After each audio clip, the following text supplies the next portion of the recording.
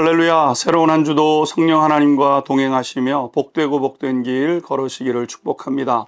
오늘의 말씀은 누가복음 12장 13절에서 21절 탐심을 다스리고 물리치십시오입니다. 예수님의 사역이 확장될수록 예수님을 찾는 사람들은 많아졌습니다. 그런데 모든 사람들이 주님께 바른 배움을 얻기 위해서 찾은 것은 아니었습니다. 그 중에는 예수님의 권위로 개인적인 도움을 얻으려는 이들도 있었던 것이죠. 그렇게 찾아온 사람을 오늘 말씀은 기록하고 있습니다. 13절 한번 보십시오. 무리 중에 한 사람이 이르되 선생님 내 형을 명하여 유산을 나와 나누게 하소서 하니. 어떤 한 사람이 예수님을 찾아왔는데 유산 분배의 문제를 가지고 찾아왔습니다. 일반적으로 유대인들은 장자에게 갑절의 유산을 물려주게 됩니다.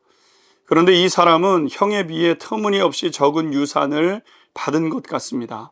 그래서 예수님께 형을 꾸짖어 내게도 정당한 만큼의 유산을 나누게 해달라고 그렇게 형을 좀 꾸짖어 달라는 것입니다. 사실 유산 배분의 문제는 여러 가지 복잡한 문제들이 따라옵니다. 일반적인 원칙이 있다 하더라도 그대로 배분할 수 없을 때가 많죠.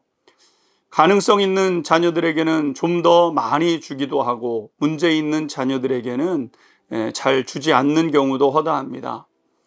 예수님은 그 사람의 말을 듣고 이런 지하에 거절하셨습니다. 14절 한번 보십시오. 이르시되 이 사람아 누가 나를 너희의 재판장이나 물건 나누는 자로 세웠느냐 하시고. 지금 예수님의 관심은 생명을 살리는 일에 집중되고 있습니다. 그것이 가장 귀하고 복된 일입니다. 먹고 사는 것은 먹으면 되는 것이고 입으면 되는 것이죠.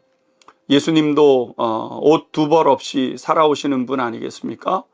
그것보다 더 중요한 것, 영원한 삶을 준비하는 지혜를 하는 예수님은 말씀하고 있습니다. 이에 비해 사람들의 관심은 오늘 여기에 있는 더 많은 재물에 있을 때가 많죠. 물론 육신을 입고 사는 사람들이기 때문에 물질을 떠나서는 살 수 없습니다.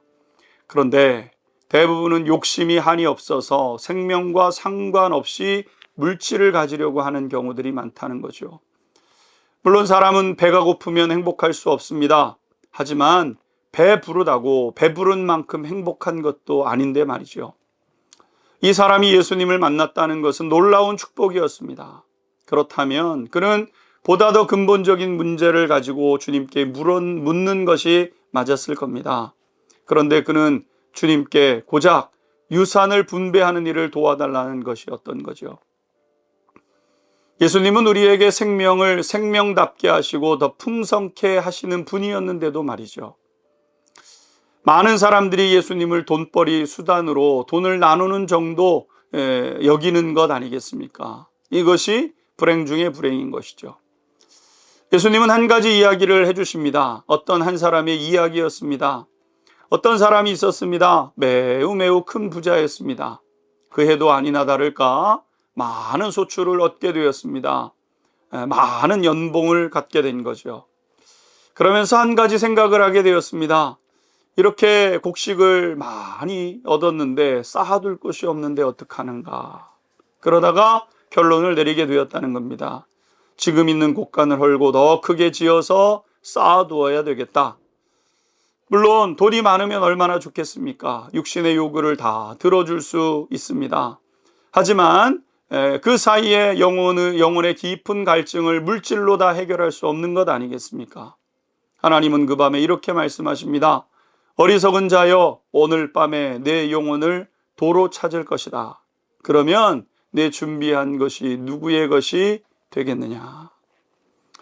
이 땅에서의 소유와 물질은 영원한 삶과 아무런 상관없음을 기억하십시오. 다시 말해 우리가 이 땅에서 부자라고 천국에서도 부자로 사는 것이 아닙니다. 그것을 가지고 어떻게 살았느냐 더 중요한 것이죠. 예수님을 닮는 데 사용했느냐. 여러분 하늘의 상급을 준비하고 계십니까? 하늘의 바른 복을 누리는 우리 안양중앙교회 모든 성도님들 뵐 수 있게 되기를 주님의 이름으로 축복합니다. 기도하겠습니다. 하나님, 오늘도 하나님의 은혜로 살아갑니다. 하나님, 우리의 주어진 삶 속에 자족하고 감사하며 우리에게 있는 탐심을 제어할 수 있는 은혜를 허락하옵소서. 예수 그리스도의 이름으로 기도하옵나이다. 아멘.